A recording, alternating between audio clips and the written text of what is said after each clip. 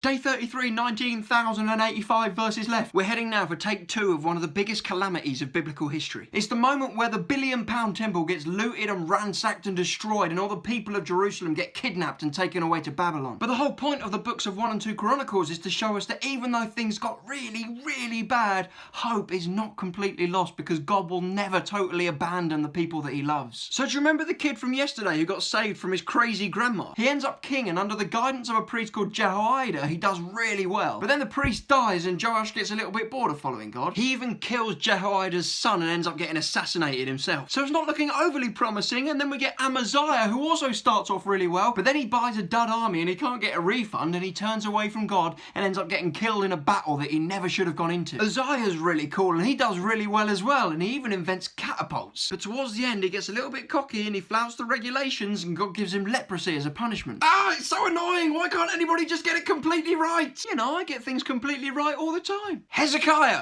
oh bless me, he does great. He turns the whole nation back to worshipping God, and there's a stunning and really embarrassing victory against the king of Assyria, Sennacherib. You can see some of the details on that on day 28. Manasseh is a perfect little picture of how bad things can get and how good God can be. He's king straight after Hezekiah, but he worships other gods, he does witchcraft and sorcery, he even burns his own son in the fire, and he sets up an altar right in the middle of God's own temple. But then he gets attacked and he humbles himself, and God forgives him. It's flipping amazing. Apparently there's absolutely nothing you can't come back from. Josiah does beautifully, but then the next 4 kings push their luck so far that Israel gets taught a lesson it does not forget. It says at the end of 2 Chronicles that the people of Israel ignored God and mocked his messengers so much there was absolutely no remedy left. So King Nebuchadnezzar captures Jerusalem, burns down the temple, and brings everybody to Babylon. Well, here's some more about King Nebuchadnezzar on day 65. Is there any coming back from this? What the heck's the king of Persia got to do with anything? Tune in tomorrow to find out!